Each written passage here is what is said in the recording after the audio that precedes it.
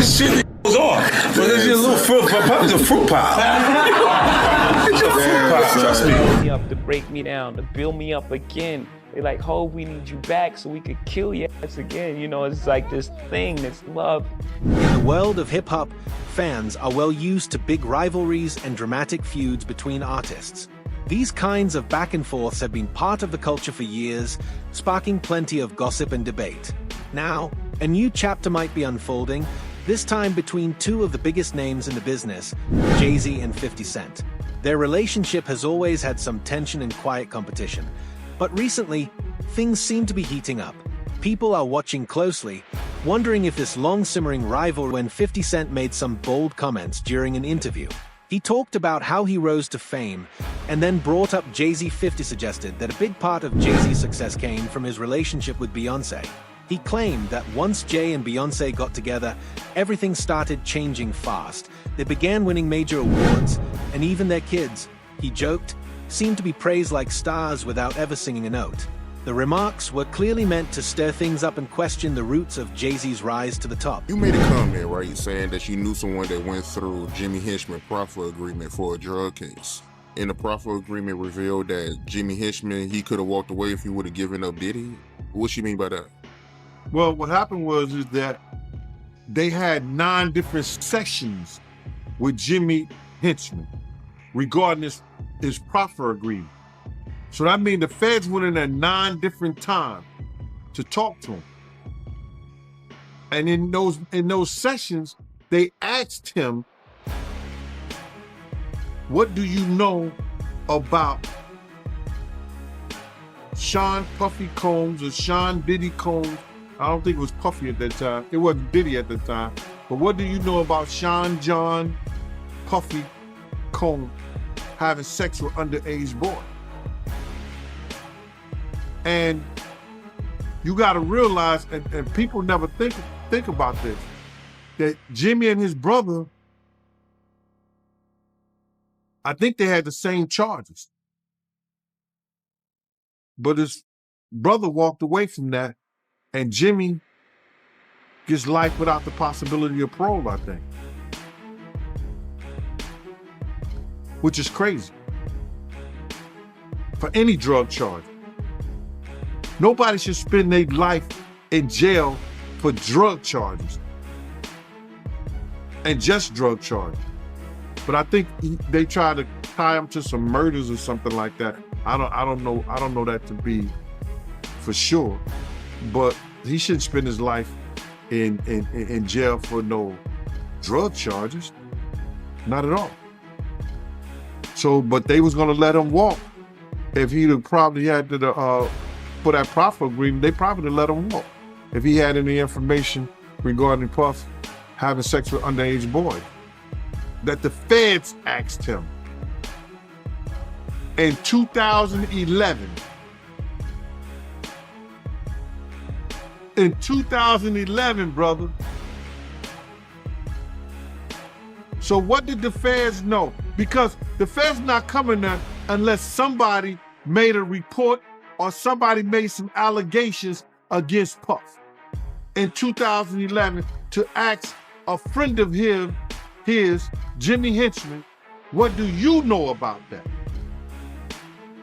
But for them to ask him about that, it had to be more than a rumor. Somebody made a complaint somewhere. And the feds got hold to that complaint. Now they're going to investigate that complaint when they get people under the barrel, like they had Jimmy Henchman. That's why they asked him. If he did know information, right, why you think he did it too?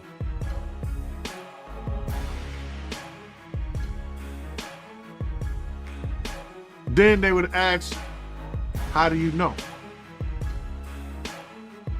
And then it comes into play, whereas that if you know of anybody that's endangering the welfare of a child, and you see that, and you don't report it, you're just as guilty as the person who does it. While some fans brushed off 50 Cent's words as just his usual trash talk, others saw something deeper. This didn't feel like harmless teasing. There seemed to be real bitterness behind it. Even though Jay-Z has earned huge respect in music and business, 50 keeps poking at him, calling him out, making jokes, and raising questions.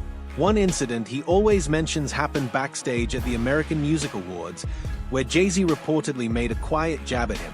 Ever since, fans have wondered if 50's repeated jabs come from wounded pride or if this is part of a deeper, unresolved rivalry between the two. First and foremost, I just want to say, I know a lot of people want to hear these stories and everything like that, because this is stuff that happened back in the day. And then maybe that if they knew there was going to ever be a YouTube, or they knew there was going to ever be social media, a lot of the stuff probably wouldn't have got played out like it did. But things happen, and these are just stories from the past. I would like to use that as, what you call that, just to clear the facts up what's going on. But it all started, we was in Atlanta. And this story starts when I'm with Puff, and he's in the exotic bookstores and he's doing shopping, right? He's shopping, getting his stuff and everything like that. So, you know, this is the first time I was ever in an exotic bookstore with Puff. So, you know, I'm giving him his space. He's taking things off the shelves and stuff like that, because they gave him a brown paper bag. When they gave him a brown paper bag, he was just putting stuff in there. So I said, damn, you know, he got to go put it on the counter and, you know, show everybody what he's getting. So as he's going, I'm just looking at the places where he's picking stuff from. So there's one part he picked up some things from up here on my left side. And then he picked like quite a few of them down. I'm like, okay. He put them in the bag. So when I went by there and I looked up there and it said butt plugs. And I was like, hey, yo, I was messing with him. Because people don't understand, you know, we was like friends. He was a part of the same gang. So I'm still gonna tease him. I'm still gonna mess with him and everything like that. I could do that. It wasn't just no security thing. So I said, yo, what are you getting this for? And it said butt plugs. And he was like, yo, can I do my shopping by myself? I said, yeah, you could do it by yourself, brother. And he started walking and everything like that. When he got to, I just waited at the counter. When he got to the counter, he didn't even have to show the guy nothing. He just gave the guy a wad of money. I mean, like, he gave the guy a stack, something like this. And Puff wasn't the dude that carried no 20s and no 50s or nothing like that. And I mean, like, he just said, boom. And we walked out the store. So we had to leave Atlanta and go to North Carolina for a show. You understand? And it was him, this rapper, Sarah. Another piece of this complex story is Jay-Z's falling out with his former friend and business partner, Damon Dash. That breakup shook the hip-hop world and sparked talk about loyalty, ambition, and values. It marked a major shift in Jay-Z's path and made many wonder whether he was willing to break personal ties to climb higher. No one can deny his success, but there are still questions about whether that success came at the cost of relationships, and if this shows a pattern in how he operates. G5 jet, and we flew to G4 jet, and we flew to North Carolina. So later on that, I think that afternoon, same day, this rapper and him, they all in the room together. You know, it's Sarah, the girl, Puff, and this dude, this rapper. So I'm here at the door and stuff like that, like, yeah, so then next thing you know, somebody rang the doorbell. We had the presidential suite where we was at. So I opened the door and the dude said, yo, I'm here for my cousin. I said, who your cousin? And he said, Ja Rule. I said, well, he busy right now. He said, he busy doing what? I said, he with Puff, they're in the room, they busy, they don't want to be bothered. He said, well, I'm going in there. I said, bro, you ain't going in there because he told me they don't want nobody to be bothering them. He was like, yo, I don't care, man. I'm going in there.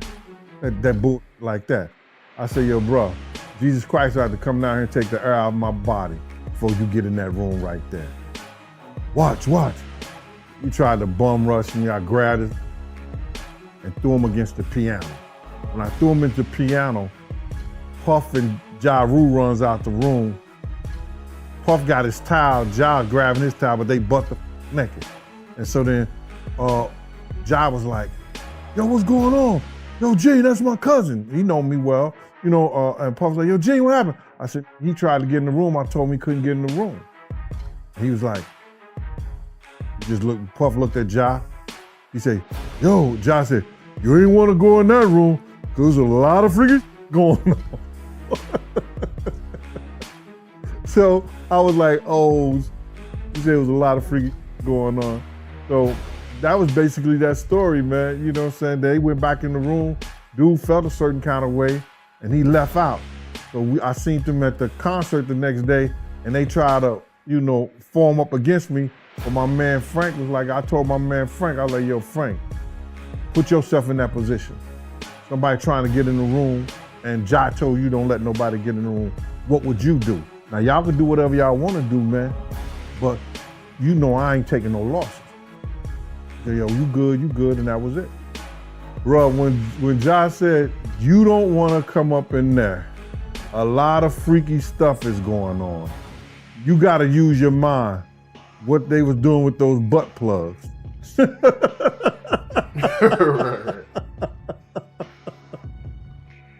Yeah, that was crazy. Jay-Z has also been criticized for working with controversial figures like R. Kelly. While many praise Jay for his musical talent and sharp business sense, others argue that sometimes he's put money before morals. These collaborations have led to serious debate about his values. Still, his fans argue that his decisions are smart business moves, not signs of bad character. They say he's just doing what it takes to survive in a tough industry, and that his choices reflect strategy, not greed. Yeah, that's crazy. Never work with him, though. What did Tupac do? He did gang-related Poetic Justice. He did Juice.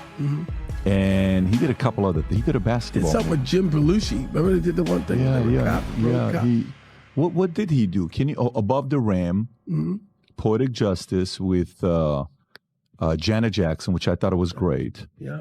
Bullet, I think is. Oh yeah, gang-related album soundtrack was actually good. I don't know if you've listened to the gang-related soundtrack. It was Not in a minute. Yeah, it was a really, really good soundtrack. Yeah. Cuba, with all this stuff that's coming up with Diddy and you're on one end, you know, 50 Cent is calling out Diddy and here's what he's doing and all this stuff, and they got the back and forth. Yeah. I got Suge on here. Look at this example. Look what happened. Yeah. And I got Suge on, exactly. No question about it. What do you think is going on with all the stuff with Diddy, with Little Rod, with, you know, all the stories that everybody's hearing about? You mean in terms of what? I mean, you know, his house being raided. I mean, that's crazy. That's the craziest thing I'd ever. And then, hey, how about me? I wake up in the morning, I turn on Today Show, and Hector Cuba Gooding Jr. I was like, excuse me, pull me into this. I think whatever he's dealing with, he's on his journey, man. I think that God has got him on a path where I can't imagine that he's stupid enough to do whatever he's doing and keep it on his premises. I think that the raid and all of that stuff, only time will tell who was involved, who had been a frequent guest in these places and areas.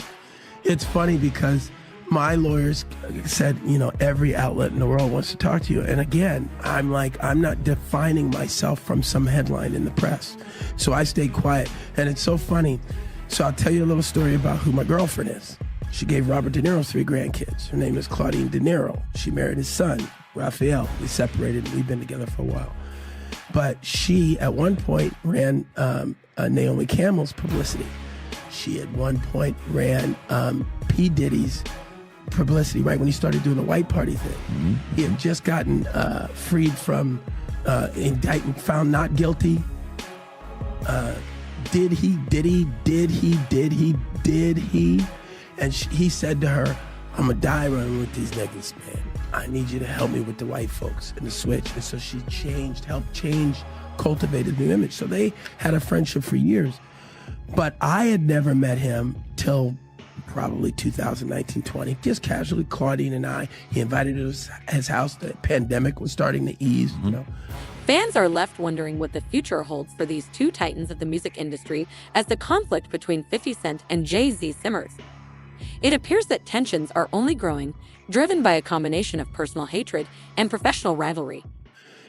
And hadn't seen him since that night where this guy with this picture, it says that I had my shoulder on him and all this stuff, making it look sordid. Well, that picture, everyone in the room, there's probably 300 of us on the deck of P. Diddy's, I'm gonna show you, on P. Diddy's boat, New Year's Eve. I went from one ship, Happy New Year. So I hung out with Tyson and next ship, there's Drake. This ship had P. Diddy. He had his guy, his videographer. They're listening to music. And he says, hey, Cube, listen, you want to hear P. Diddy's new song? I said, yeah, sure. Sit down next to him. They didn't use this angle, which to me makes me laugh because I go, oh, I get it. You made it look the way you wanted it to look. But that, and if you hold it, you know how you hold it and it does the thing where, can you hear all the people? If you tap it or something, it's a live picture. You see what I mean? It's like, here we are just listening to music. Finished, took the thing off, said whatever I said to him, left. That was it. But this guy who's suing him went after the money, man. I'm sure. And by the way, I don't know P. Diddy's life. I don't know what he's going through. I don't know what the police are going to find on all of that. Were you guys close? Were you guys friends? Or we were acquaintances, just like I just showed you. Yeah. 2-3 times I've seen him. So it's. Oh, so Diddy, you've only seen him 2 or 3 times. That's what I'm saying. That's what I'm saying. So why would they include you all of a sudden in some way? I think because of the darkness of the other grab of the cases that I already had went through. Right. A lot of that stuff is 18 though, 19, right? Those are from 5-6 years ago. That's cases. That's right.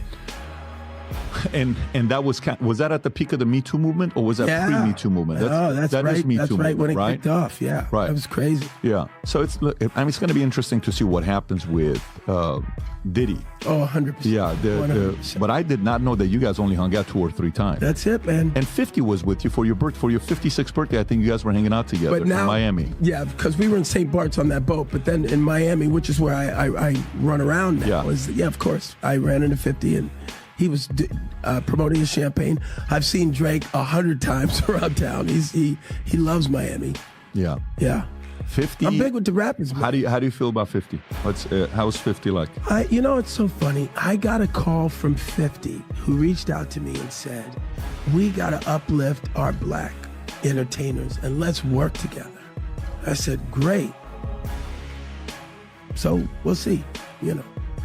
I try not to voice any of my opinion when it comes to the rap songs because just like everybody else, I'm into that music, man. Are you following the Lamar and Drake thing? No, I just heard about that. Yeah, got it. I mean, that's like a whole. Somebody just got shot today outside of Drake's house. I heard. Did you see that? I heard. So I mean, it's like drive-by shooting in a gated community. I mean, that sounds a little crazy. Yeah, Drake's security guard seriously injured in shooting at Toronto's mansion. Guard was shot inside Drake's home and had. Right now, fans are left wondering what's next for these two icons.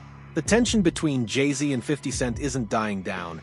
In fact, it seems to be getting stronger. It's fueled by a mix of personal anger and professional competition. Violent fled in a vehicle. Yeah, I say to them, just like I said to Tupac when I saw him in the lobby of that hotel in Chicago. He said, "Hey, man, help me, man. Give me some advice." I said, "Hey, man, just remember your artistry first. I know you're getting caught up with all this madness, but you're an artist now." He said, "Thanks, Cube." He hugged me and he went off. And, how old was he at the time? Well, 2-3 weeks later, he was gone. Oh, no shit. I saw him, and here's the second time I saw Tupac. This is a true story. Now, I don't like the conspiracy thing. But that day, he was in a convertible, like Rolls Royce. He was at the stop sign. Now, I was on a hockey tournament, so I was in Vegas as well, playing hockey, and Tyson had his fight. And I jumped out of the car, and I ran up to his car. Pac, it's Cube! And all 3 cars, all these cars, boom, boom, boom, boom, with the guns. Get out. No, that's Cube good, man. Hey, that's Cube good. And I go, "Oh, sorry, man." He goes, "You good?" I go, I'm good. I'm sorry, guys. Got in the car. So that happens that day when the sun's out, and at night they get shot and there's no cops around. Here. That's a true story. I was involved. Wow. So in the morning, few hours later, he's gone. Yeah. Yes. And so where were all of those undercover cops that pulled the guns on me when I tried to approach him sitting in his car convertible? What are you saying? I'm just saying it's weird that they were going to blow me away, and I'm Academy Award winner. That's what I'm saying. Yeah, because that's 96. So Yeah. And 96, you're like everywhere. I'm the man. Yeah, you're the man in They're like, 96. we don't care, get away, back up. That's crazy. Yeah. By the way, what did he pay you for, Jerry Maguire? I forgot to ask you earlier. Was that your big payday? No, yeah, at that point, 600 grand. What's the biggest you made for a movie? Oh, Snow Dogs. You know, I can't talk hell about Snow Dogs. Whoa, that was a good year. Well, that's 1-2 hit, baby. 13 million total that year. Wow, I made a lot get of money. out of here. Yeah. Good for you. You know that money's gone. Good. I already spent that money. Really? Yeah, $13 million. I understand. Yeah. I'm assuming you made some good investments. I made some investments, yeah, but yeah, that money. Hey, final. So if you like this clip and you want to watch another one, click right here. As the situation continues, people are paying even more attention. Both Jay-Z and 50 Cent have built massive careers, but this rivalry seems far from settled. At this point, it's not just a disagreement. It's more like a quiet war, a back and forth between two men who each have a lot on the line.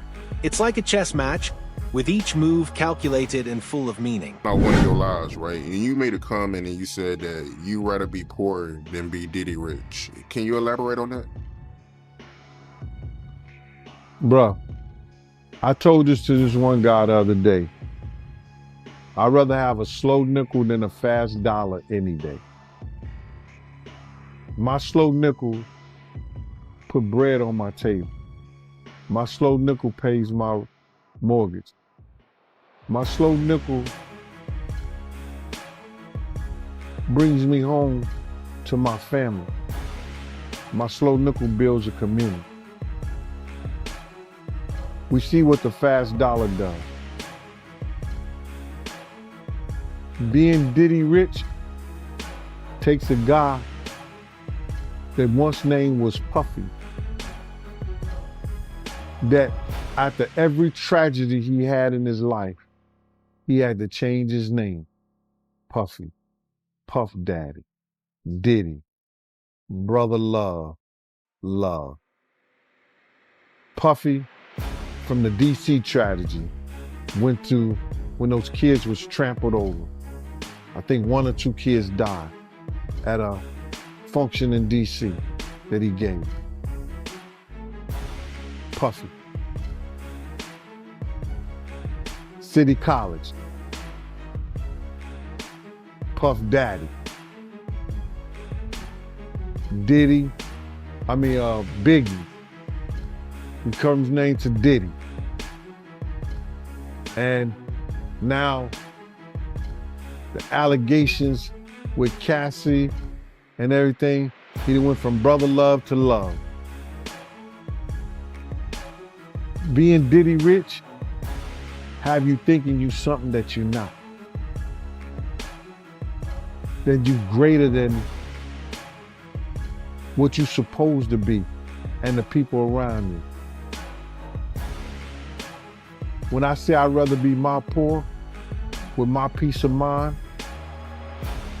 with my own thoughts, my own community, my own love, with my family, than to be so rich that I'm thinking I'm something that I'm not. That's what they do, bro. Look how many times, what was that? You ever go to a club, it's a big shootout, and it was the Mirage, and then you come back 2 weeks later, now it's the Zone. They changed their name after every shootout. That's what happens. Who keeps making headlines is because of how relentless 50 Cent is. He doesn't just challenge Jay-Z's choices, he questions his character. From calling out his award wins to accusing him of abandoning old friends, 50 keeps pressing. Some people think he's just trying to stir up attention. Others believe there's something real behind it. that 50 Cent is tapping into a frustration with how the music world rewards certain people and leaves others behind. Right, because of look, Jay-Z and them was putting it together. Mm-hmm. So I think they still harbor some energy towards me. You think you were purposely left out of the ad? No. Oh, okay. I don't think. I think that they were saying the NFL had some issues with me that I don't know what those issues are. Like, what is the issue?